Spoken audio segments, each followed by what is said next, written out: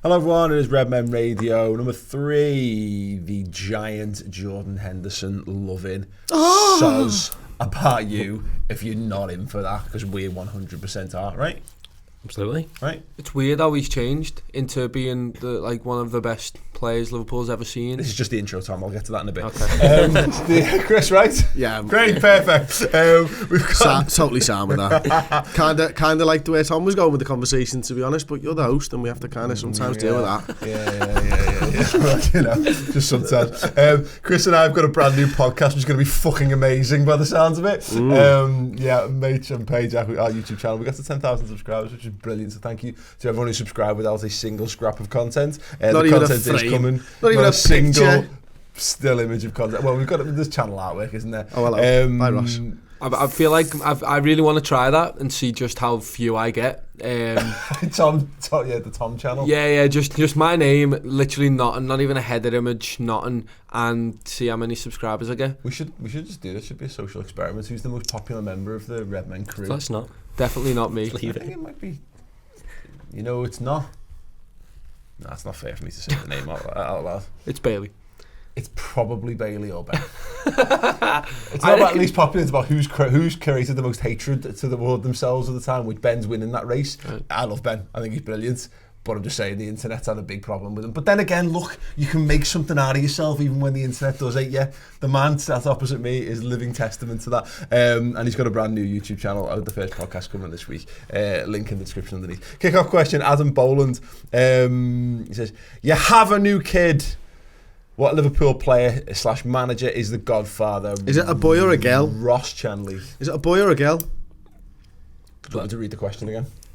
Yeah. Because that's the sum total. Okay, yeah, you can read the question again. Are we doing a current or present or both? Well, I'll pick one of each then. Fuck it. Ask him if you want to read the question again. James Milner, current. Because he's Mr. Reliable, isn't he? He's not going to do anything fucking stupid. Yeah. He's good that he's boring. Might teach, if it's a girl, might teach some iron as well. And might get them on the Ribena a bit too early. Yeah, but it's better than alcohol in it, so it's fine. He's going to behave himself. And present is Kenny, because you know we're all Kenny's children, aren't we? Yeah, absolutely. Yeah, okay. Including all the millions that he's got himself. Well, Tom, I mean, what does a godfather do? What's their role? I'm a godfather to three. Maybe 3. I think it's 3 and 1 adult. Yeah, so yeah, we're both godfather to one child and the same grown up by accident. Should we tell the story? Yeah, go ahead, do. So a good friend of ours, Kate, decided to have a son christened, but also because she hadn't been christened, she decided to get christened at the same service, and we were invited to be the godparents for the son, but by proxy we became godparents. So our friend's wife, we are the godfather of our friend's wife. It's so weird, man. Exactly. So what's your role then as a godfather? What do you have to do? Do you just look after him if the parents die? I think just piss them off. Yeah, that's what I do with Kate. Oh, that's fair. It's you're supposed to be like a spiritual guide. Yeah, you're supposed to keep them away from the devil. Oh well, it's Klopp then. There you go. My answer was Kenny and Klopp, because both of them, I think, would direct you along the path of just being the nicest people ever.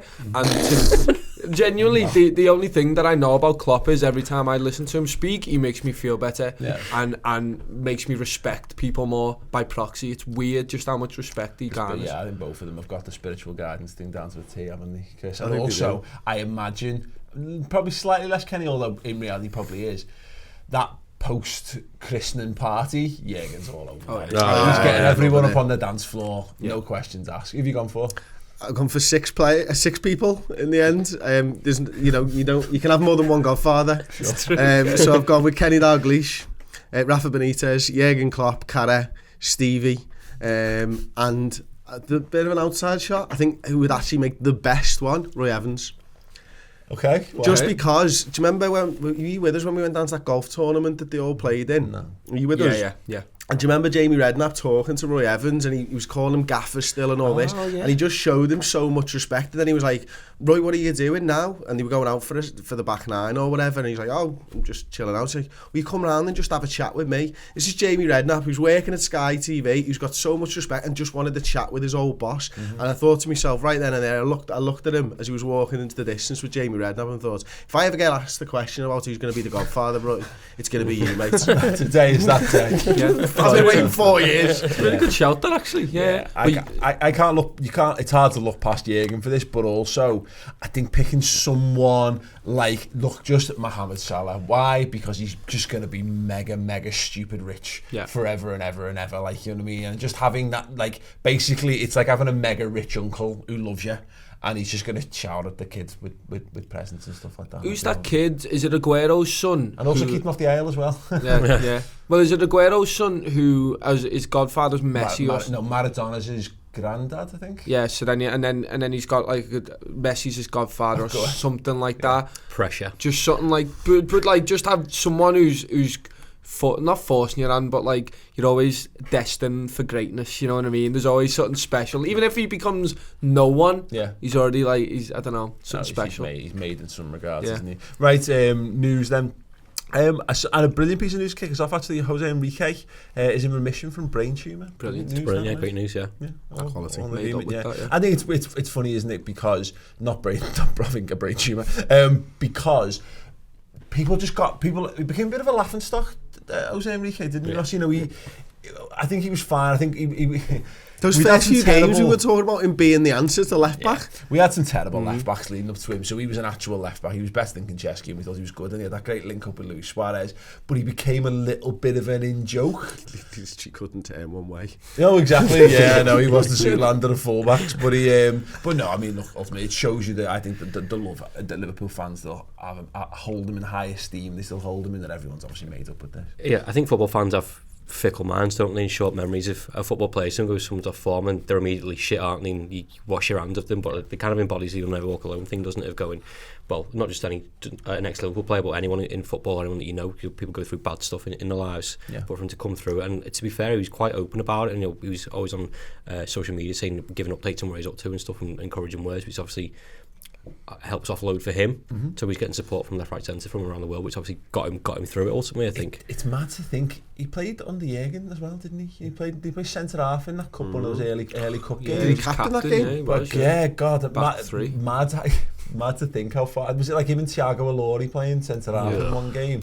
Yeah, mad to think that was in the same era. Tom, Bobby Duncan, did you see this? Trolled the official Chelsea account.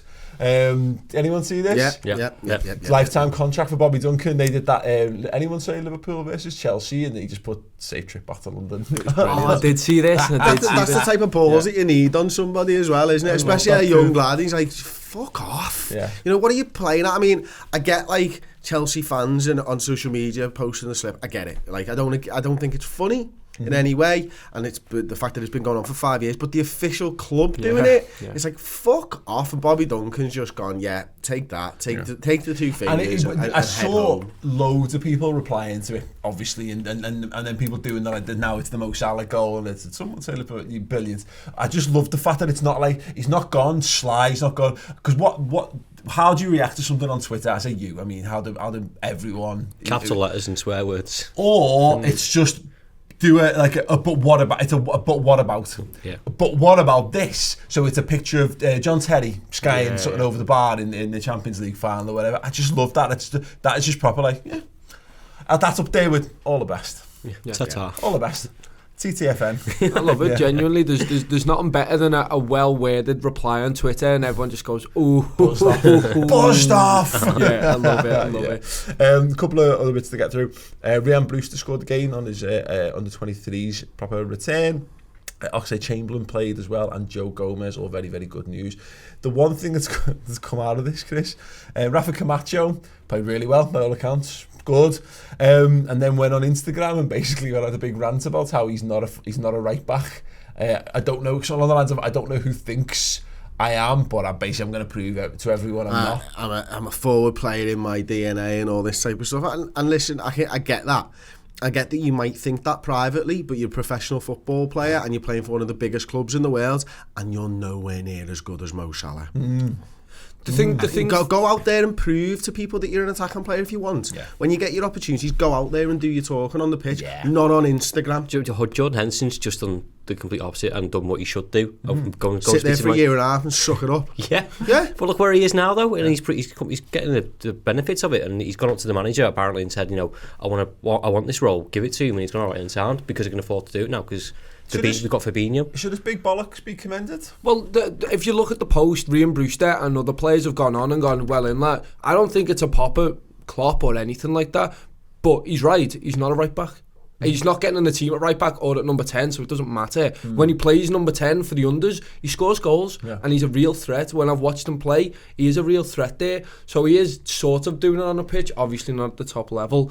But, I mean, there's not many players who are that good. I think he needs a spell away, probably, to show it. I'm really surprised that when he was linked away, that we kept him. Klopp said, no, we're keeping you here. But we haven't seen him at all. It's strange. You know what? There's some recent examples. Obviously, Trent Alexander-Arnold's a great example of how you just get in and you get into the side and you make a place your own. Yeah. Steven Gerrard did it. One of the, arguably the best player that's ever played for this football club came in at right back and did the job and proved that he was better than that. Yeah. That's how you go about it. You don't whinge and bitch about it online. I'm sorry, you just don't. No, I completely agree with that. I think, great, you might have to prove yourself, but you're probably not going to be proving yourself at Liverpool, if we're perfectly honest, because it seems a bit daft. He's a talented footballer, and I said when I met him, he seemed like a really nice guy. It's a silly thing that he's done, but he's a young lad, and young lads do silly things. Old lads do silly things as well. Yeah. So I don't think you should, lock away the key and all that type of stuff. How do we lock away the key? I don't know. You lock him in a cell and throw away the key or whatever it is. But equally, at the same time, wind your neck in. Yeah, exactly that. I really like him. It's disappointing because it's just a thing. We shouldn't have to talk about that. We should be talking about what a great performance he put in. And again, we live in this world. We've seen it in a wider things. We've seen it in our lives where I think people they treat social media differently to how we treat it. They use it as, it's a real thing to them. It's like a proper thing, whereas it's just a bit of fun. For us, whereas he probably thinks that is his platform to make his voice heard or whatever. Whereas most of us are just like. He's done himself no favours for future managers either. If they're looking at that and, a lot of managers go off the attitude or, what players are doing or respect that they give out to the current managers, he's probably just shot himself in the foot with that. Because someone will look at that and go, I'm not having that in my team. Yeah. It just I was half expecting someone like Ryan Brewster to go, are you okay, hon? In the comments. Like, you know what I mean? Because that's all it was. It was just a call for attention, really, wasn't it? Shame, I hope he does. I hope he does all right. I hope he does all right for Liverpool, but yeah, I wouldn't fancy it to be the case. Right, what's the Res News Roundup? I am hosting that show. Today we're going to be talking about those things in more detail and anything else around Liverpool Football Club as well. Get involved in that on the redmentv.com. Before we move on, this week's sponsor is Threads for Reds. Fantastic clothing brand. Chris Pajak, tell us a little bit more about it. Oh mate, this is just fantastic. Obviously, first and foremost, the mates of ours, and I think that everybody will recognise that the designs that they're doing are absolutely fantastic. So you'll have seen me wearing them over the last few weeks and stuff. I've got that beautiful Virgil van Dijk one, which just says "Calm as you like" with the Dutch lion and the number 4 and a design on the back of the shirt as well. They've got a Sadio Mane one, a Sim Signor if you want as well. Hoodies, t-shirts, Dreams and Songs to Sing stuff, Bastion of Invincibility hoodies. They're absolutely brilliant. And a brand new Naby Keita one that they've released last week as well. The quality of these products, I've worn them, is absolutely brilliant. And listen, it's threadsforreds.com. We've got a discount code that they've supplied to us. It's capital letters Redmen10, and you will get 10% off at threadsforreds.com. For me, it's one of them where I don't like things with just in general. In general, but I don't like wearing clothes with like anything on it. I know I'm wearing something here because I love this design as well. Yeah. But all them designs of stuff I'd wear, it's really. You know me, you've seen me. I wear black constantly. Is what is it? Exactly. That you like all classy. So the things that I've seen you wear is that from Love Follow Conquer, and you've had the LA t-shirt that there's a Redmen one, and then obviously this stuff as well. The stuff in there, like the Liver Bird one, I love that one. I'm going to ask if I can get one of them. Absolutely. There you go. Well, you got a 10% discount here, Tom. There you go. Threadsforreds.com and their discount code REDMEN10 to get 10% off. Get involved with all that. Chelsea, Ross. Yes. Mo Thunder Bastard Salah. It's nearly 3 days later and I'm still watching it. I'm watching it in different commentary. I'm watching it with Titanic music. I'm watching it in the bath. Partridge is the best though. The Partridge one, yeah. Shit! Just amazing. It's mad because you don't often see him have those type of shots. It's always cut inside left hand and he goes to curl it, and he's just been ballooning recently for him to just go and twat it and just go. I said to you, wasn't it? It was like Sturridge against Chelsea, funnily enough. I was going, don't shoot Mo. Yeah. Okay, sound, I'm all right with that. Good on him. He had a point to prove as well, given all the stuff in the news in the week and former team and all that bollocks, so good on him. The thing is, world-class players, Tom, have the ability to score those goals. They do things that are a little bit out of the wheelhouse sometimes, you know, like they pull things out the bag, and when you're not at that level, that shot goes nowhere near the goal. Everyone goes, oh, whatever. But I'm not saying you do it every single week. Coutinho had a bit of that. You know what I mean? He just had that ability to cut inside and put one in the top bin. And it was so unlike, as Ross says, it was so unlike a Salah finish. I think everyone watching it was like, here we go again. Opens the body up, bends it 40 yards over the bar. We all groan and go, never mind, Mo, next time. And no, he just laced it into the top bin instead. It was the perfect moment to score as well, wasn't it? We're already kind of on our feet after scoring that first one, and we know that we've got him on the ropes, and then just to compound Chelsea's misery and to make Anfield explode. Like, I exploded. I was in my living room just screaming the house down. It was unbelievable. Room, Tom. You know what I mean? But only when he's got a sports sock nearby. Exactly. And his dad's out. Exactly. But he's been having a few more of them where he just tries to lace them lately, and have either been blocked or they've skied over the bar. And I remember Sai was saying it. But in other games recently, we were talking about him on the man of the match and stuff, and we were saying, why is he hitting them like that? Usually he kills them, usually he's a lot more considered with them, but he's just hitting them, and I think it's just a tiny bit of frustration, and he's just gone, no, you know what? No, I can score this. Yeah. I do it in training all the time, and he's just put a top in, and that is maybe the best goal all season. Sadio Mane against Bayern's up there, but in terms of technique, in terms of power, in terms of the goalkeeper getting nowhere near it. Have you seen that angle, the fella film from the cop? Yeah. It's just it's an astonishing finish. The one that's dead close to your seat. Yeah, I think the fella might even come up to me afterwards and said, I filmed the goal. It's incredible. Yeah, it's an absolute rocket. What I think about it, Chris, is, sure, this happens to Steven Gerrard, and this happens to players who enter the prime of their career. It's because it's basically impossible to do what he's done. That it's that hard a thing to do, and it's not as though, as I say, it's now in his locker that he just does that. He can just do that every time. But when you reach a level, I think it's something we've discussed in the past, and I think it's a cross sport thing. But you give yourself a better chance of random things happening in your favour. You gain luck by practicing, by honing your craft. Steven Gerrard, a great example of it, is that he just, like that goal in the FA Cup final against West Ham, that's not practice. You can't practice to score that. It's just that when you're brilliant at football, the odds of you just smacking something with all your life and it going where you want it to go basically just increase, and that just shows the level of Salah. Oh mate, he's unbelievable. Like, and I think, you know, there's a little bit of that muscle memory to what he's doing. I think he knows how hard to hit it from there, and you know, they work the angles out so quickly, these footballers and stuff, don't they? But when you look at that goal, you just think the technique and the way that it sort of dipped and bent down and stuff, and just like, it's incredible, absolutely fucking incredible what Mo's done. But it all follows on from Tottenham. You know, that one where he gets the header and Lloris messes it up, it's all confidence from that, because it's what's been lacking all season long for Mo. And then he gets that goal against Southampton, and then that just builds his confidence up again to the point where now he's trying stuff he doesn't normally try. Yeah. You know, how many times we saw over the last 8 weeks him try that curler one in and not working, get a scummy goal, get one really good goal against Southampton, which I think, and I'm probably completely in the wrong here, I think I preferred the Southampton one, because it was just so different in so many ways. That one, anyone can hit a ball straight sometimes. 1 in 100 you might do that.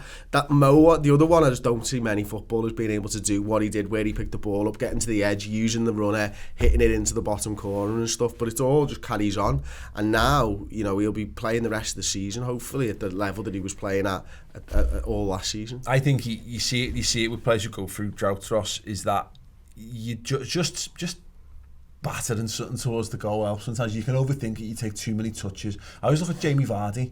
He never takes more than a couple of touches. You know, he'll get it under control and he'll just hit it, because you get the element of surprise, you catch people cold, etc., etc. Like, no keeper in the world saving that. It's such a good hit. But if you do bend it, you're kicking it slower, it's arcing towards the goal, and you're setting yourself, and the goalkeeper knows what's coming. No one in the ground was expecting that, and that's just something, again, he seems to be getting back. I mean, we're only a couple of weeks ago from talking about him being in a goal drought. You know, is he struggling for form? Is this his level, etc., etc.?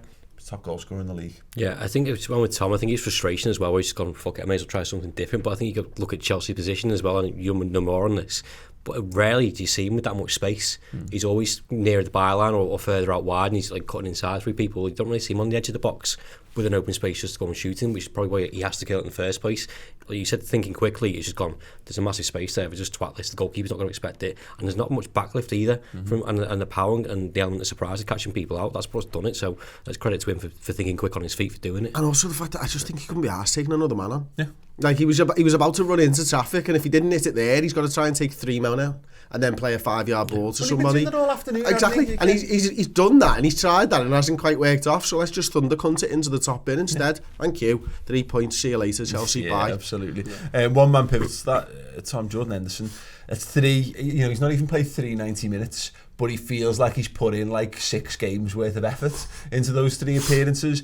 Go back to the Southampton game since then, and I think he's had good performances this season. I think it'd be unfair to say that like suddenly it's an absolute revelation, but he's certainly emerged from the shadows, probably even a shadow he's cast over himself to some extent. Yeah, and I mean, Klopp spoke about it. I think it was after Porto, wasn't it? And he said, "I'm sorry for playing him in the 6 role and basically stifling him." And the way that he plays that role, I love it. It was early on in the season when he is playing that 6 role, and it's something Fabinho is just unreal at. But it's that high press. It's something that Chris did excellently on the stats and tactics. Go and watch that. But he snaps into these tackles, really high up the pitch, and it gives us that momentum. We're already in their 3rd when we've made that tackle, but now Jordan Henderson has license to do that every time. He doesn't need to think about, oh, do I need to go? No, you're going, because it's on your side of the pitch and you're that player that's tasked to do that. And it's the overlapping runs again. We did it after Porto, and Chris went in depth on Henderson, and it was fantastic. I put that one together just because we had loads to do. Jordan Henderson, the stuff he was doing, the movement that he had, the positions that he found himself on a pitch, and he has the quality to back that up. It's unreal, and I'm really, really happy for him that people are now being able to see this attacking side of his game. You know that he's got the defensive stuff, and he can recycle play, and he can keep it going. But the fact that he can now show off his attacking stuff. 20-30 yards further up the pitch. Exactly. He's still doing the same stuff he was doing in the 6. Exactly. He'll be a man. He'll be a willing, recipient of the football at any time. He's constantly hungry for the footy. If it's on, he'll try a pass. He'll try a little through ball. He'll try a little give and go. He'll spread play, Chris. Or alternatively, if it's not on, no worries. I'll just keep it. I'll play it square and we'll move on. I think they did something on, I believe they did something on Monday Night Football last night about him and stuff. I saw a few little videos flying around Twitter and stuff, and one of the ones they were talking about, it's just natural to him, isn't it? He wants to go and seek the ball out. He wants to go and harry a player and try and win it. And one of his better points as a footballer is his engine. And he gets to use that. You know, he's not sitting and waiting for play to come to him. He's going and seeking out these actions on the field, and then, you know, he's got that ability to go around the outside, as Tom says, whips a great ball in. His passing's brilliant, but his passing further up the pitch in the penalty area is even better, because a good passer in the penalty area is a brilliant passer, you know what I mean? And he seeks out Sadio Mane, back stick. It's no coincidence that he's moved there, he's got goals and he's got assists already. We've been crying out for someone to join the attack from the midfield, and turns out we had them all along. Yeah, that's the thing. I think we've been crying out, haven't we, Ross, for that extra someone who's the link between midfield and attack, who gets in. I don't know that Jordan Henderson is necessarily going to be the best. I don't know whether he can maintain this level, whatever. But what he's doing is he's demonstrating an understanding of how that role needs to be played. We might find in the summer that we still go into the market and we find someone who is absolutely ideally, suited for that. Somebody who's got a better touch, better close control, better skill on the ball, whatever.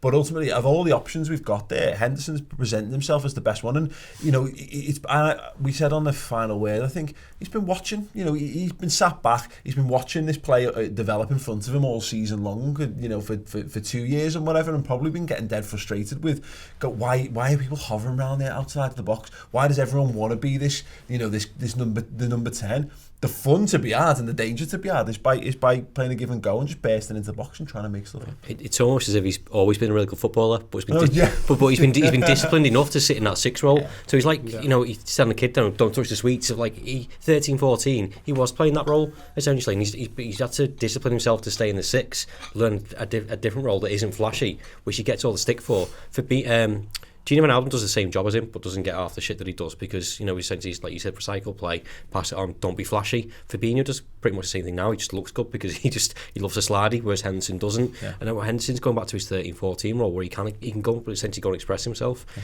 But we play like a defensive midfield sometimes, but we don't have that extra runner. So now when your spaces are popping up and you've got Trent and Mo on one side, you've got Henderson coming in there as well. And I said this on, I think it was when the man of the match, like if you're a defender or a team defending, you can't have 8 people back all the time trying to cover all the spaces because, you know, you cover them 3, well, you still got Firmino and Mane and Robertson, whoever else, the rest of the cavalry that's coming towards you. It's impossible to defend. So I think he deserves credit for doing better in the 6th role than he currently is doing now because he's done a fine job in my opinion. The big thing for me is it's not just Jordan Henderson, that right hand side now is a trio.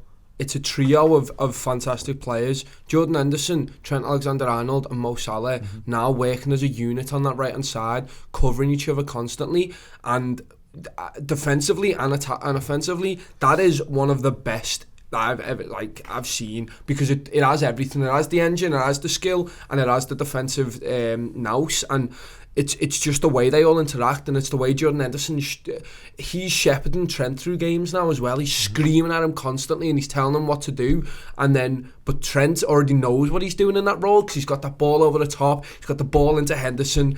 Everything about that right-hand side now is unbelievable, and I wouldn't be surprised to see us attack. We're using Robertson on the left and Mane leaving them kind of by themselves now. Obviously there's Keita over there, but them as a unit going up the field, you can't stop that, and if you try and do that, it opens up the left side. He knows how to play with, like, you know, all the players that we play with, and he knows everyone's role because he's had to cover them at some point, and he's played these positions before. But the interesting thing for me is how quickly he's settled into the role with Salah and with Firmino, and how, you know, they've built up such an understanding in such a small space of time. I mean, he's playing give and goes with Mo Salah that are actually on a level with the give and goes that Firmino plays with him, and they've been playing together for the best part of 2 seasons right next door to each other. Do you know what I mean? And Henderson's been able to do this and understand where he fits in. But it's not only with Mo Salah, it's, well, if Firmino's dropping deep, I can't be in that space because it means that Firmino dropping deep doesn't work, so I've got to be somewhere else. So where have I got to be? Well, I've got to be where Firmino was.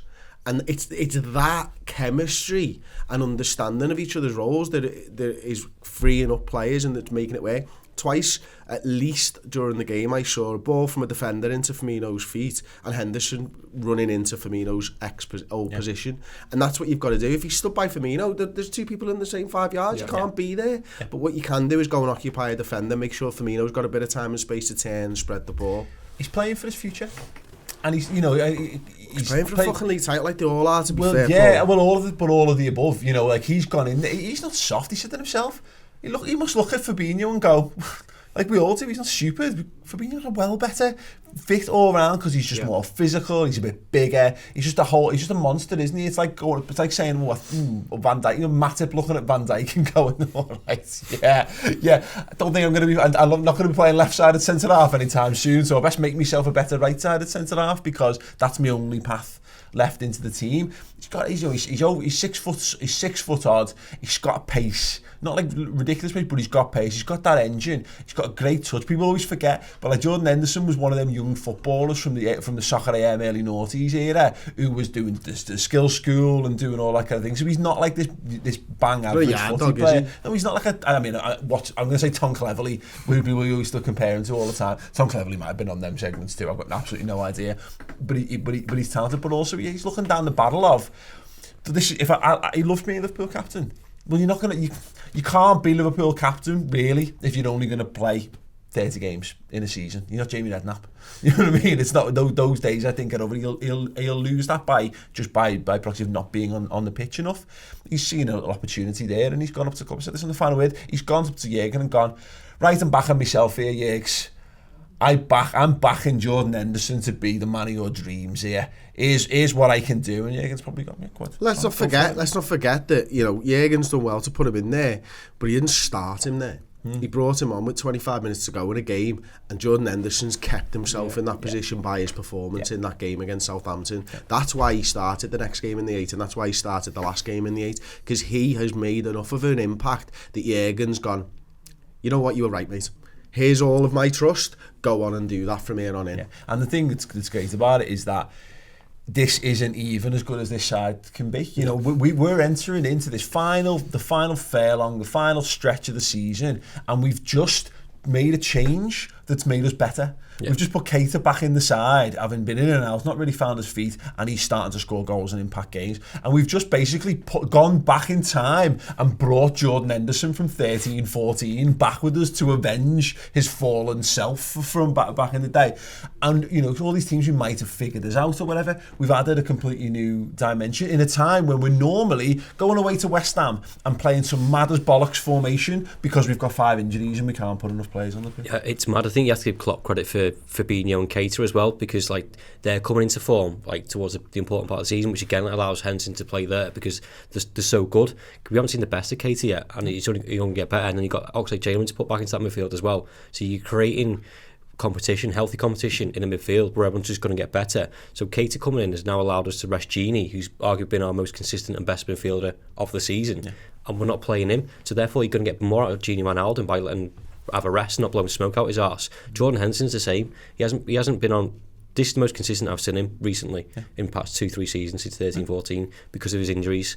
And then, you know, if you're managing him properly, his chances of getting injured is less, and you get more out of him because you can just say, right, go and play that role. And now we doubled up on him because, you know, Klopp likes versatility. Well, Fabinho's injured, we're fine. I've got Jordan Henderson who can go put in there who will do a solid job. And if not, I'll just put him in the 8 again and we're fine. I looked at it and thought, I said a few weeks ago, moving slightly onto Mane and Mo Salah, and said, teams will start to focus on Mane and Salah's going to pop up and score goals. It's what happens in sport. And bringing it back onto the conversation with Jordan Henderson, all the focus over the last 3 weeks is how good the fullbacks have been for Liverpool, and the midfielders pop up, start getting goals and assists.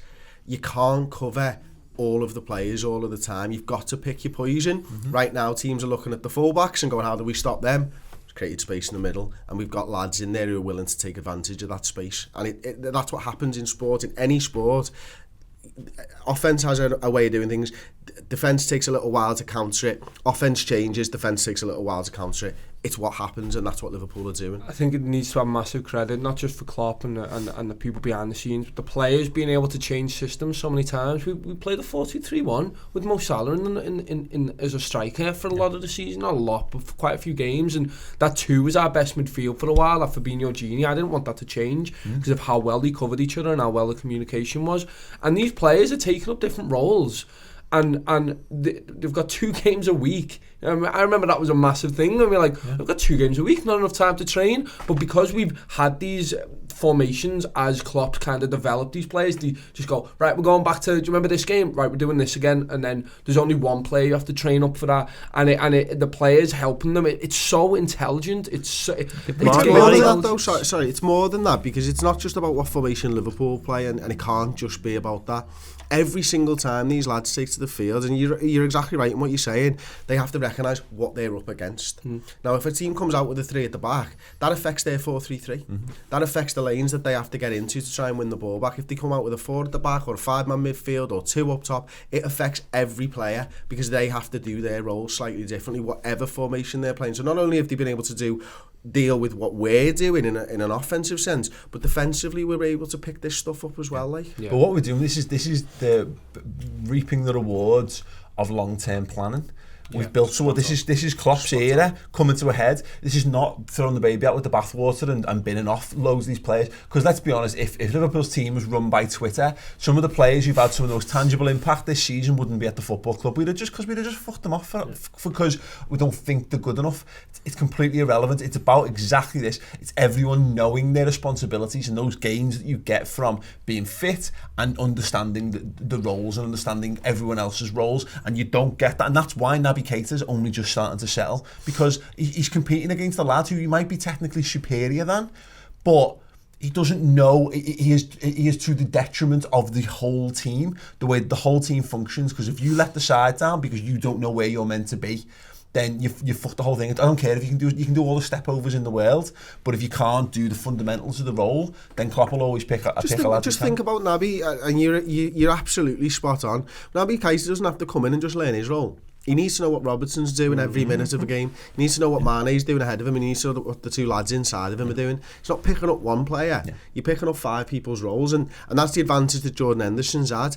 he's seen there and sat there throughout games watching everybody, and he knows exactly what all of them are doing in front of him, and he knows their roles as well as he knows his own. He's sitting there watching it all the time. You know what the best part, and you said Klopp's long-term vision and all that. I remember when Klopp first came in, we were doing videos and we were looking at, I can't remember what video it was, Chris, it might be one of the stats, and you were looking at how Klopp was doing at Dortmund and when they challenged for the league and how the progression was, and we were looking at like, oh, could this happen for Liverpool? It's happened to a T. We've brought in players that you've never heard of, in like Fabinho and Keita, really. I'd never heard of them.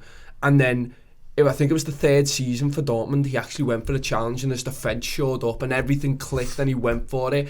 That's what's happened now. Yeah. We're literally seeing Klopp do the exact same thing, and it's a testament to him that he's able to just take his whole model again and just go, bang, there you go, and do it in how I think a harder league and challenge him for the exact same things. It's amazing but for me. The real quality in this, Tom, is that let's use this as an example. I don't think we'll be there's not fair to do a straight comparison with City because I think we're set up differently. I think we're always going to rotate that midfield. I don't think there will be a best midfield three.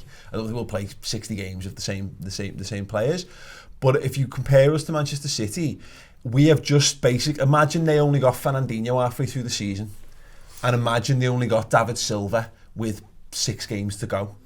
That's effectively what if we're comparing, if we're saying this is our best midfield team, and imagine you just find another player who you put Kevin De Bruyne in off a different position, and he just really he fits in. It's like 3 games of playing this midfield, and then we're totally enamoured with it now. It might shift, of course, but even if you judge on that, they haven't changed. They've had that team has been established for donkey's years. Yeah. They won the league with 100 points last season, and now we are like within touching distance of these, and we couldn't even say what Liverpool's best 11 is, or we could, but every time we've said it within 5 games, it's been something else. It's already making me excited for next season, and there's been so many times where we've been excited this season, and we could win a double before then as well. Exactly. Like, but it's one of them where there's been seasons, and Everton are having it now, where it's like, I'm excited for next season because we've got nothing to play for. Mm-hmm. I'm excited for next season to see the evolution of this team and who we bring in and what Klopp can formulate and what his backroom staff can do. And we're still challenging for the 2 biggest competitions in world football. It's unbelievable. Top quality assembled teams with good money to buy good players and pay top wages. They don't fall off a cliff after what a season on season, and we've done that because we've been held together by Bale and Twine for too long, with one good player carrying the whole team. It was Gerrard for years, Gerrard and Torres for a bit, Suarez and Gerrard, you know what I mean? Whereas now we're not like that anymore. Juventus don't just die one season; they'll just go from being the best and being in semi-finals to being nowhere. So Real Madrid, Barcelona, and I feel like we're actually up at that level for the change, which is bloody lovely. Right, we got a comment in actually from Tom_Carroll88, and he asked the question there: thoughts on the pyro thrown down at the Chelsea fans? It's disappointing to see from our fans, or was it fucking deadly? Personally, I'm not a big fan of it, and I just want to start this with saying, Chris, that I thought the observance of the Hillsborough silence I thought was absolutely impeccable.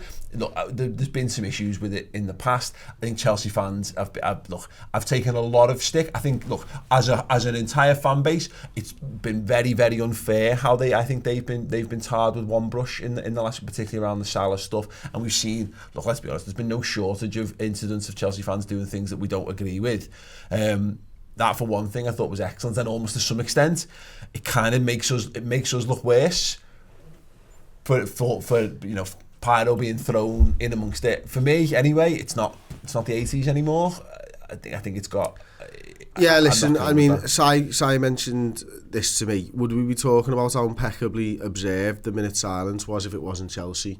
And I don't think we would be, and I think he's got a little bit of a point there, but equally, that fan base has been tarnished with a brush, and it's a few idiots at best. There's so many Muslim and black Chelsea fans that they're not all racist. You know what I mean? It's just ridiculous to think that way. But you get a few dickheads with a bit too much ale in and not enough education, and all of a sudden they're causing issues, and that's the problem. So first of all, like, not all Chelsea fans are like that. We shouldn't forget that. Secondly, onto this stuff, I don't really like it. I think it looks really good from afar, pyro, but having been stood in it, it's not nice. You know, I wouldn't want to take my kids to a game of football and be stood with next to Pyro. It's just not something that I think is an enjoyable experience, such that the person who has the Pyro always throws it. Yeah. And there's a reason, because it's fucking really shit to be right next to. Yeah. Well, you can't breathe. That, and they also get thrown out the ground if they get caught with it. Like, but throwing it into the Chelsea fans' end for me is not good. And, you know, I think it's ridiculous that you should do that, to be perfectly honest with you. Look, my immediate reaction when I saw it, Tom, I'll be honest, was a bit. I thought it was funny at first, but you don't, because like anything, when you remove from the humanity of a situation, you look at it as a picture. It's not real life you're experiencing. When you hear stories, and I honestly don't know how true they are, of like a little kid needing medical treatment because the kid was hit or it was near the kid or whatever. Exactly what Chris says there. That's the reality of a situation.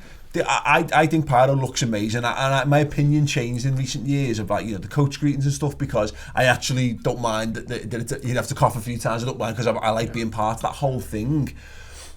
But it's banned for a reason, and if they want to set it off themselves, let them set it off themselves. But then chucking it in, it's not. I don't think it's not a well thought through thing that's been done. Well, the fella's getting a stadium ban. It's as simple as that. Yeah. He's going to get caught. There's cameras everywhere. He's going to get caught. He's going to get a stadium ban. If they do it again, do you know what's going to happen? Yeah. And I, for me, if a bit of Pyro gets thrown next to me, I can't breathe. Yeah. I can't breathe if someone sprays deodorant in the office. Like, there's been so many times I've been like, you got to open a window for me, because I just genuinely can't breathe. I agree. I think it looks amazing. I agree. I think it's terrible when it's next to you. It's just in terms of that incident, yeah, it's terrible. And like I say, there's going to be punishments there, and there has to be punishments. And I think Liverpool have dealt with it really well. They've put out a statement saying, look, thank you all for the observance of the 96 and stuff like that. And we are going to find this person, and it's going to happen, because Chelsea did it really well when that happened. They didn't let the fans into the stadium after the song about Salah. Mm-hmm. You've got to just cut down on it and just go. It's what the German model do really, really well. Well, we were talking about this after Bayern Munich and saying, you know, the best footballing experience in terms of the fan experience and how much respect we were treated with and all that was in Germany, and it's because they come down like a ton of bricks on people who break the rules, and that's how it is. And some people might see that as a bit like, in this country, inevitably you have people talking about nanny state and blah blah blah, and taking the blah blah blah out of football, fine. But, you know, if it leads to, if it detracts people from thinking it's acceptable, you can't change, you know, people like things, you can't change people's core mentalities on things. But if you can discourage knobheads from being at the football, or at least discourage them from acting like knobheads during the football, then it makes it more pleasant. Just one final thing for me on this. I think, I don't know the person who did it, I don't know what type of person they are or anything like that, but I'll tell you one thing I do know, is I do fucking stupid stuff sometimes without thinking. Right, and it could be an incident of that, because you might lash it in, and then you fucking think it's brilliant, and then the next day when you hear it's a kid, I bet that person feels fucking terrible. Yeah. And it's just one of those cases where you learn from it and you move on. And it might not have been he might not have had any idea that that's what he was going to do. Yeah. Or her, whoever it was, you know what I mean? Speaking as a man with no inner monologue, Chris. Yeah, you know what I mean? And then I've done stuff like this, and then all of a sudden I'm doing something else, and I'm like, oh fuck, I really shouldn't have done that, you know what I mean? He's just got carried away in the moment, and he's like, isn't this going to be funny? And then all of a sudden... Should still get a stadium ban, though, in my opinion. I don't care if he's done it as a joke and then regretted it. Literally, as soon as it's left his hand, he's thrown it into a pile of people who don't want a bit of power on it. To be fair, you're right in so much, and this is why it's a mentality shift, is that if we're saying these are the rules, and the rules are these, you're not allowed these in the stadium, whether we like them or not, kind of irrelevant. So you're right. There would have to be a punishment just for having it, whether you've thrown it or not. It's against the rules. There's a list of things that you're not allowed in the ground, and you know that kind of is what it is, I guess. But I agree with what you're saying. I genuinely hope it's not someone who's done it with an intent to injure. I hope it is. It's the best case in that is just someone's thought. Wait, you know, because what it looked like to me was, I just thought it was, from a distance, it was quite funny that there was red smoke. Because my immediate thought was, they've bought the wrong smoke bomb, because Everton have done this before when they set the purple ones off and all that kind of stuff, like, you know, we've done it with setting orange ones off and all that kind of stuff. I immediately thought it was quite funny, but obviously when you look beyond that, it just seems a bit daft, considering all this stuff that happened with Chelsea midweek and their behaviour. You're thinking, don't give them an excuse to beat you with something with it. It seems daft. In Germany, I think, or maybe in France, they set them off in the thing, but they had firemen at the front So when you used it, you just give it to the fireman. Oh, nice. Just do that. Yeah, I don't know, but this is all part of the atmosphere of football, and we don't like talking about like the construction of atmosphere, but I think there's ways you can do as you can provide a support network for it without it being like, here's your club issued Man United flag, Rashford flag, by the way. Absolute shit as. But you're right, you could say, listen, okay, everyone wants pyro, we all agree the pyro looks boss, it does look boss, great. Right, you've got a 5-minute spell at this time to set it all off, and then we've got that time to deal with it. Because look, you can make this case for all the things. Like the big cop banner does my head in. Absolutely does my head in, because it goes over my head every single game. It's sticky, and you've got to put your hand on it, and you come back with horrible sticky I've hand. never noticed that. It's horrendous. It does my head in, but I appreciate it for it's part of the atmosphere. I love it. I just feel part of it. Like, yeah, but you're not missing the game. No. But it's just It's if it happened in the game, I'd be like, right, fuck everyone, nobody goes. Oh, everyone rags it to desperately get it out the way. Like, but just get to your seat. 30 seconds later, I see fellas in the cop who do. They just wait there for it to go over and then walk there. It comes out in front of me. Yeah. So you've got it all the way. You've got it coming up. And then go. And are you one of those dickheads that doesn't touch it? No, they do me fucking head. I'm too tall. If I don't touch it with my hand, it's basically running over my head. Like, you know what I mean? Nothing's touching this. Exactly.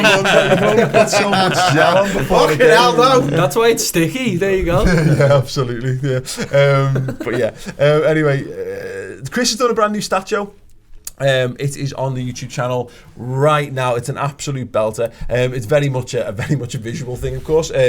So for those of you watching on YouTube right now, have a little look at this. And we've got a lovely wide view, and what you can see here is Chelsea have got a nice back line with their four midfielders. They've got a compact four across the middle, and Hudson-Odoi, interestingly, is now the fella tasked with marking Sadio Mane.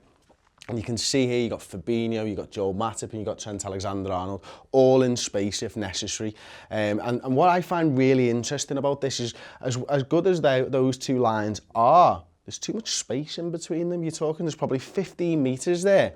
And 1, 2, 3, 4 Liverpool players are able to get into that space. And we always talk about clever players. Can he find that little pocket of space? I could find that space on a football field, because yes, they're two good lines, but that one's either too deep or that one's too high. They need to be closer together. Yes, they are technically blocking the passing lanes, but one ball to Trent, one ball to Mo Salah, or one good ball to Mo Salah, you've taken 4 players out of the game. Sarri will not be happy with that. So we'll take a look at the next photograph now, and the ball's been played by Joel Matip to Mo Salah. Mo Salah's now driving on that left back. And what I want to bring your attention to is Sadio Mane here and Naby Keita right here. And Naby Keita's position's really interesting, because you don't expect him to be ahead of Sadio Mane, do you? But what he's going to do is he's going to be a thorn in Azpilicueta's side throughout this sequence. So he's going to continue to drive his run forwards. And Azpilicueta's got eyes on him, and this guy's got eyes on him, and this guy's got eyes on him. So when Sadio Mane comes around the back, eventually, it's down to Hudson-Odoi, an 18-year-old attacking player, to track one of the world's best and most informed wide players. So we bring that on now. Sadio Mane's driving into the box, and we all know that the ball's around this area and Jordan Henderson's going to come across. But look, exactly what I'm telling you, Azpilicueta's got eyes on Naby Keita, and Hudson-Odoi's lost interest. Man, I got to the edge of my area. My job's done here. I'm going to go and try and find Andy Robertson, see if I can do that. And you can see, as we pull it on again, Jordan Henderson's now come across from here. He's got the ball. And look, Azpilicueta is making a move to block a passing lane to the man that he can see, Naby Keita. And Sadio Mane ghosts in at the back stick. Hudson-Odoi thinks, fucking hell, I better try something here, mate. I need to make it look like I'm running back at least, because Robertson's not in any danger. The ball's fantastic. Carragher said it himself in commentary. It's a little sandwich to the back stick, and then it's a gimme. Chris, hi. Thoroughly enjoyed. We got there. There's a few technical issues to get there, but it was in the end, it's a phenomenally produced piece of really content. Good, yeah, I'm really pleased, and obviously more pleased that everybody seems to be enjoying it, and even more pleased that loads of people signed up to the website off the back of it. Yeah. I was honest at the beginning of the video and said I'm doing this on YouTube, so you sign up.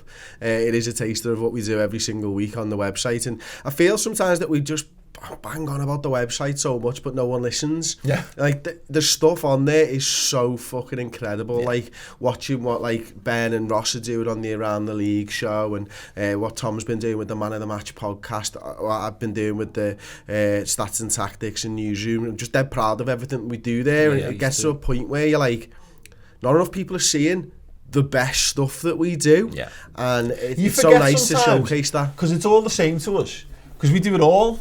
And but how you feel and sitting down and talking about stuff makes no odds between the stuff that goes out on YouTube and the stuff that goes on behind the website in that regard. So I think at times we forget what we're not, to tell people properly what it is we're doing. So yeah, that show is available for free. There'll be more of that stuff on the way. But yeah, if you want Stats and Tactics, if you're really interested in that side of things and getting to know a little bit more about how Liverpool play, how the best things that Liverpool do are constructed, and when things don't go right, rather than just being such and such a shit, Chris looks into these things, he understands these things, and he can tell you how to understand them too. So yeah, get over to the redmentv.com and sign up. It's free for the first month, so try it all out as well. And you get the final month of the season, so well, there you go. It's a really good time. Absolutely perfect time to do it as well. And then just in time really to then continue subscription when we march on to the European Cup final as well. Perfect. Absolutely. Vote for us in the FBAs as well. There's a pin tweet on @theredmentv on Twitter. We're up for 3 awards. I'll be perfectly honest, I'm not going to win the one I'm in, because I'm in there with Goldbridge and all of the Arsenal fan TV lot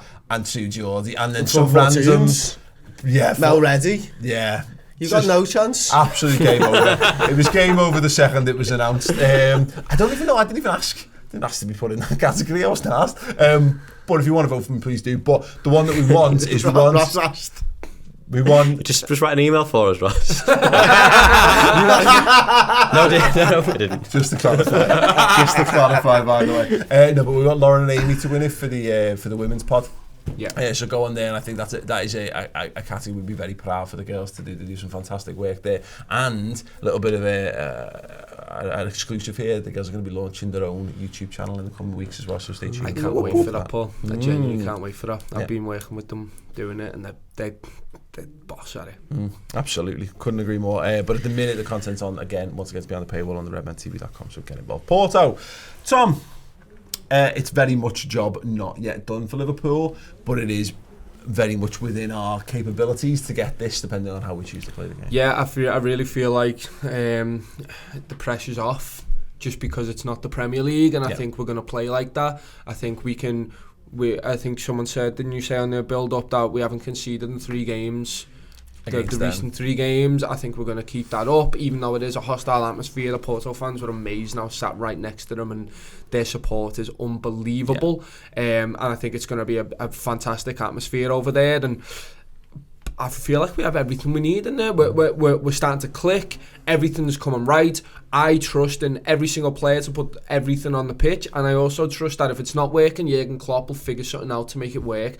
I have no issues anymore. When we're playing badly first half, I don't care, because I know that Jurgen Klopp is going to go this, do that, and the players are going to go, I've trusted him before and we've come through it before, let's do that, and they'll enact it to a T, and we'll get through. I look at these games of recently, Chris, and particularly the ones at Anfield, just the weekends, we weren't great against Chelsea in the first half, but I was like, 45 minutes attacking the Kop, this is going to be absolutely sound. And moreover, for this game, I still think we contend, even though we've gotten loads better at this season, is the worst type of team for us to play is a team that's going to defend for their lives and try to do everything in their power to stop Liverpool scoring.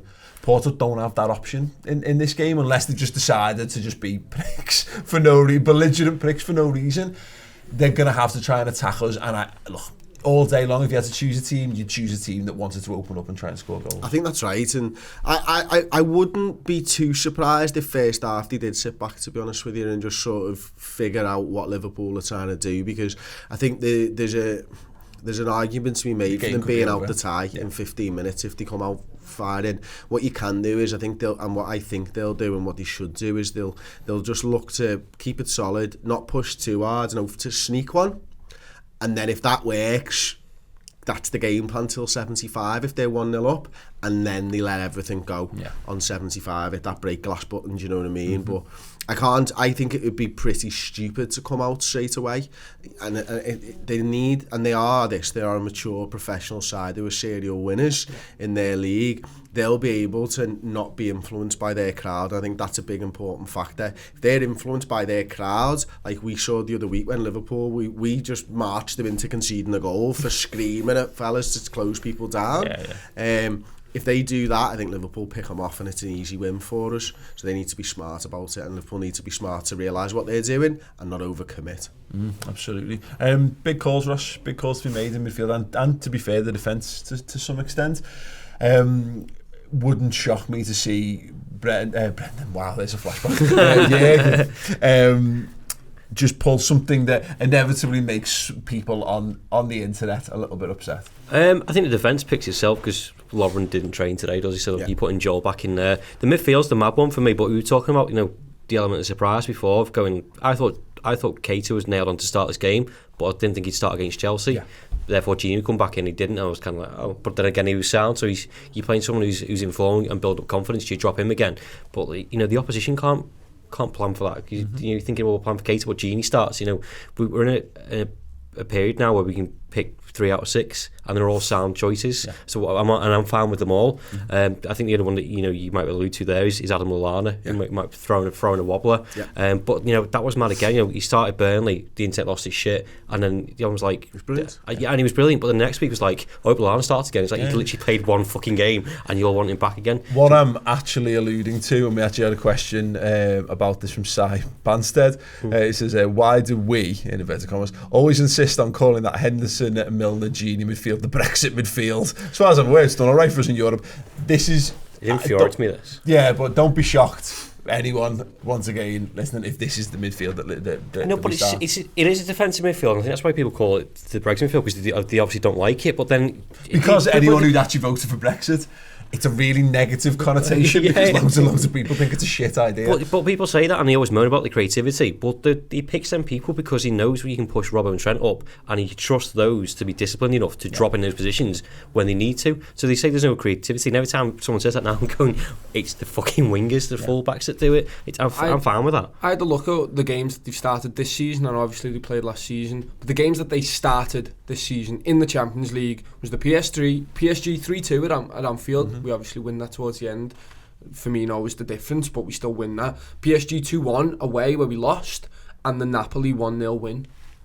So there you go, two out of 3. We won with that midfield that started, and I really like that midfield. I think there's obviously better attacking options if you want to do that, but that midfield can shift into so many different things now. We know it can. We know that Gini and Hendo can get pushed up if we feel like that can if that can happen. Milner's fantastic at covering them sides. I trust whatever Jurgen Klopp's going to do. We've done it so many times, and everyone loses their heads and just go, well, no, we've seen this exact formation and this exact thing happen before. Why are we still not trusting Klopp? Why are we still not trusting these players to put everything on the pitch? Because if they don't put everything on the pitch, they're not getting picked. Them players know that. You spoke about Henderson playing for his career and stuff at Liverpool. Everyone's doing it. It's not just Henderson. Everyone's got to put in 100%, and it's the reason why Mo Salah's tracking back to all the way to the right back position, because he wants to help out. Everyone on that team wants to win. We've got like, for so long I've heard, myself included, Liverpool fans go, we need a squad. We need a bigger squad to be able to compete. I don't think a lot of fans really truly believe that. No. Because all they want is the same 11 players, the 11 players that they deem the best to start every single game. Nobody's ever veering from that line. No, this team has to start this week, this team has to start this week. You want a squad, you've got to use that squad when you've got it, otherwise you don't have the opportunity to keep a squad together. You're better off having, to use a FIFA Pro Evo analogy, you're better off having 2 85 rated players than 1 95 rated player and a 70 rated player. You know what I mean? And that's what we're at now, is that, but also in addition to that, people, because this is real life, people get better. People have the ability to play football games and become better at football off the back of it, and all of our players, with the exception of a very small minority, and it's almost a minority of James Milner, but he defies medical science anyway, are going to be better next year as well, and that's where we're at with that squad. I think people get caught up with that though, with that midfield, and say, oh, they got us to a Champions League final.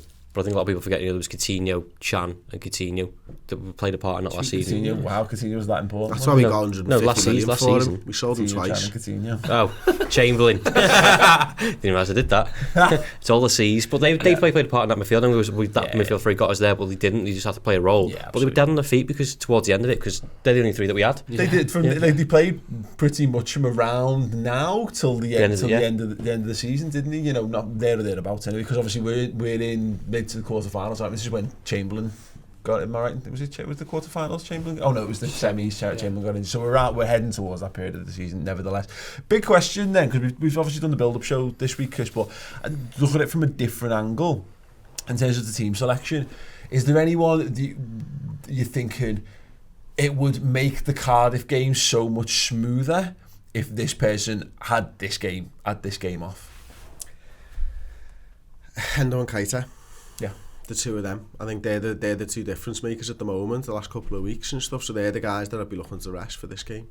I'd be looking at bringing Adam Lallana in. I'd be looking at bringing Gini Wijnaldum into this game and playing them with Fabinho and leaving the two lads who are going to have to work through tight spaces against Cardiff and have to join the attack to be able to do that, because you don't need to go out and attack Porto. You just need a draw, man. Yeah. You can take a 1-0 defeat.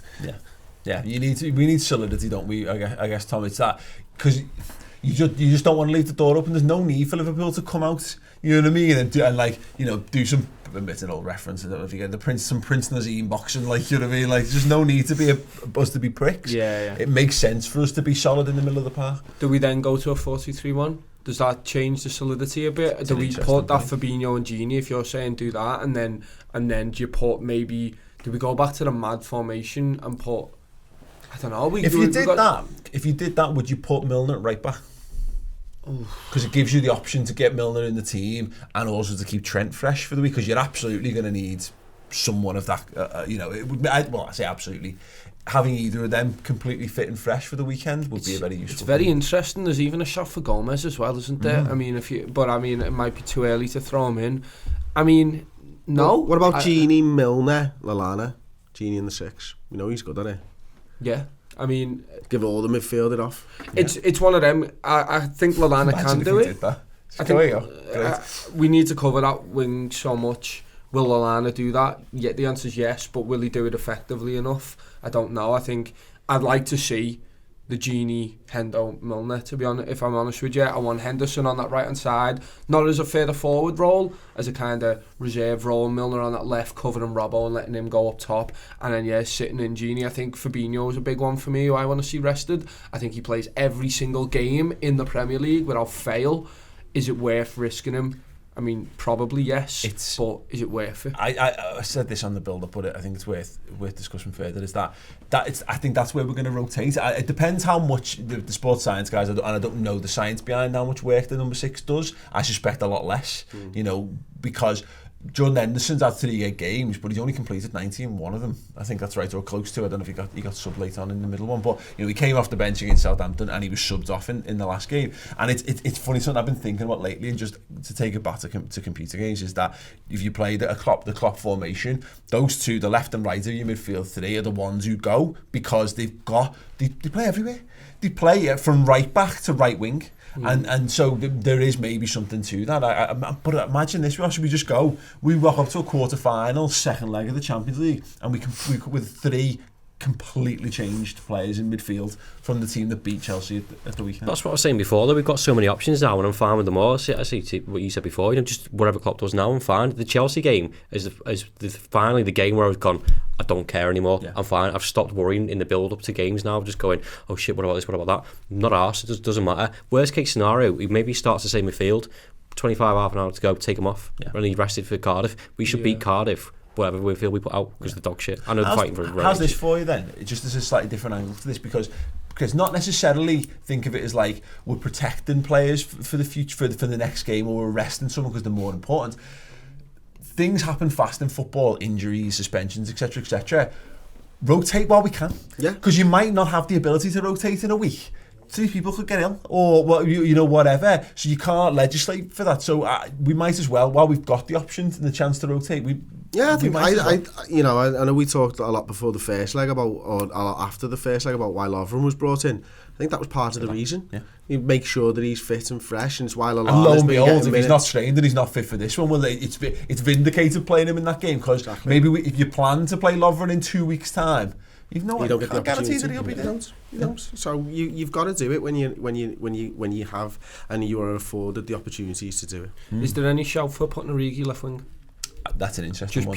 Just purely to give Sadio Mane a little bit of a break. I think it's more like in the 4-3-1 one. I'd look at Shaqiri as well, yeah. He's the one that I think needs to get on the pitch at some point. So what, Salah? I mean, listen, no.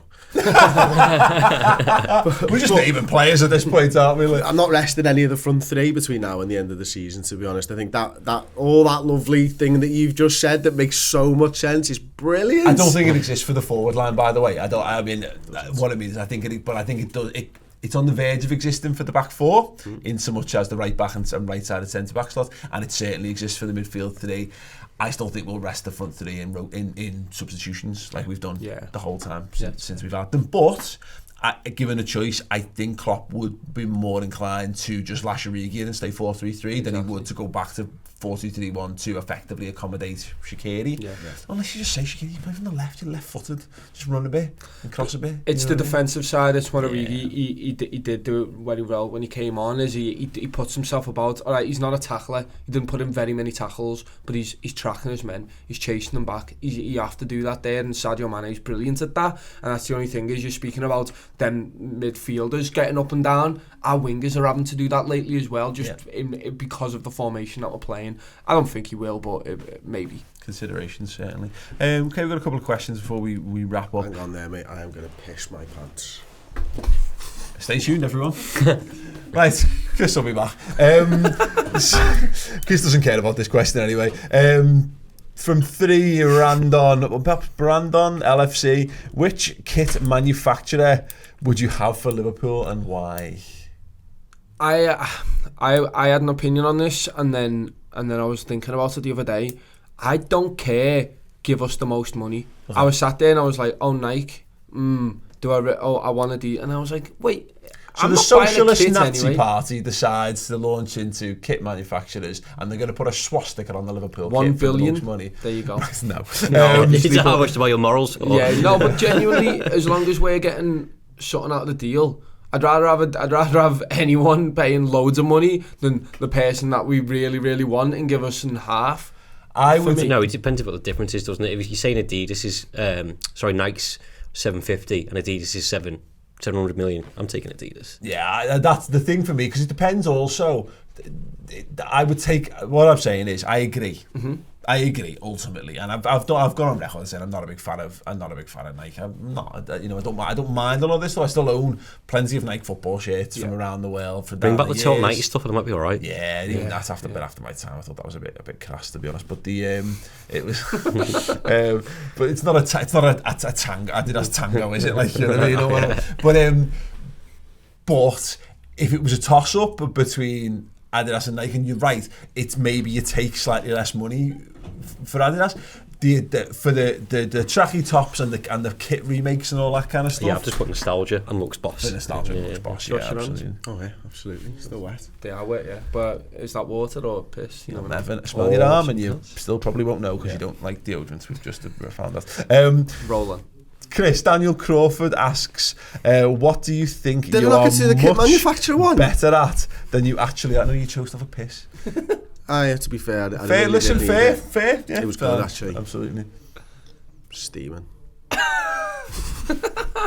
looked me right in the eye when he said that. Chris? Podcasting? Everything is the answer, to be honest with you. I know exactly mine. Drinking. Yeah, that's mine as well. I'm like, I can handle my ale. Nope. It gets to about 3 o'clock in the morning. I'm making a show of myself every single time. Yeah, that, but 10:30. That's absolutely all of this, isn't it? Yeah. Keeping calm as well. Keeping calm. I like to think that you've got a cool level head. Calm individual. Nope. Yeah. Give me a tiny little bit of stress and I will overblow that. I'm the most stressed out man in the world. Yeah. Football. No, but you know that you've had a foot in I know, yeah. Still trying to convince myself I'm still 20 years old again. Pro Evo. Oh, you are bad as well. Yeah, you are. I'm Yeah. not bad. You are. When was the last not time as you good beat as me? Just not as good as everyone else in the office. I've beat you 3 times on the run. Yeah, I'm over 5-6. I've beat you like 2 It times is. on a run. It's true. So I beat you as well. This is why I'm proving me on point here, aren't I? No, it's funny because I was playing a bit before online, and they were very tight games. But I didn't keep up to it, but I did ultimately lose all of them. Yeah, so it's like, oh, I was close down. If I just not hit the post 3 times, but you did hit the post 3 times, Paul, you didn't score. And if someone didn't score in 3 games, you'd say they'd been a bit shit, wouldn't you? Like, you know what I mean? But ultimately, my class will shine through, like Mohamed Salah. I was going to say Also running downhill. I've seen you run downhill. We've got it on camera. Yeah, I always say, like, I'm dead fast downhill because the weight catches up. I don't think I am. No. I think I'm just, slow. You just...